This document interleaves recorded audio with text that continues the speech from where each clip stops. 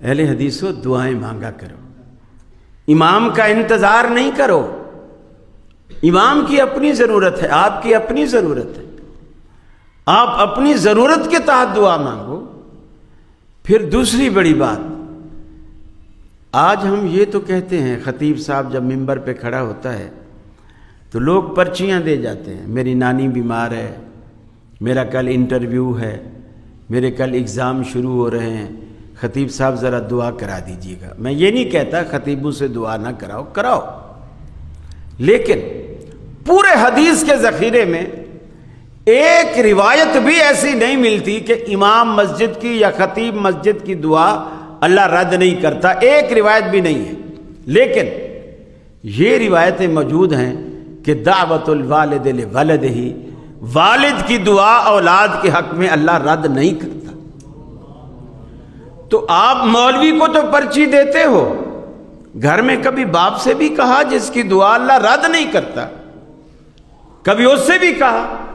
اور ماں باپ کو تو کہنے کی ضرورت بھی نہیں، ضرورت بھی نہیں، پرچی بھی لکھنے کی ضرورت نہیں ہے، صرف ماں باپ سے بنا کے رکھے، ساری زندگی دعائیں ملیں گی، صرف بنا کے رکھے، ساری زندگی دعائیں ملیں گی۔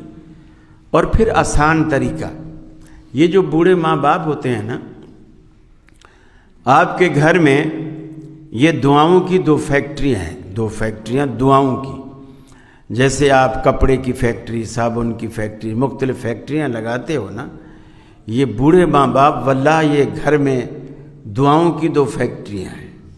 امام ابن سیرین رحمۃ اللہ علیہ کی والدہ فوت ہوئی، دھاڑے مار مار کے رونے لگے۔ کسی نے کہا امام صاحب آپ اتنے بڑے عالم ہو، بزرگ ہو، آپ ہمیں صبر کی تلقین کرتے ہو، خود دھاڑے مار مار کے رو رہے ہو۔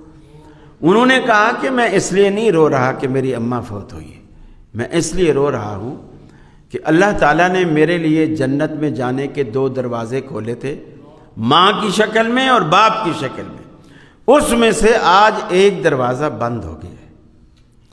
یہ جس دن ان کی آنکھیں بند ہوتی ہیں نا، پیچھے آپ کو دعائیں دینے والا کوئی نہیں ہوتا، سب حسد کرتے ہیں، آپ کی ترقی سے لوگ جیلس ہوتے ہیں۔ ماں باپ واحد ہستی ہیں جو آپ کی ترقی کو اپنی ترقی سمجھتے ہیں، فخر سے دوسرے کو بتاتے ہیں یہ میرے بیٹے کی فیکٹری ہے، یہ میرے بیٹے کا بنگلہ ہے، خوش ہو کر بتاتے ہیں۔ وہ ایسے سمجھ رہے ہوتے ہیں کہ جیسے یہ ترقی میں نے کی، اور یہ حقیقت ہے۔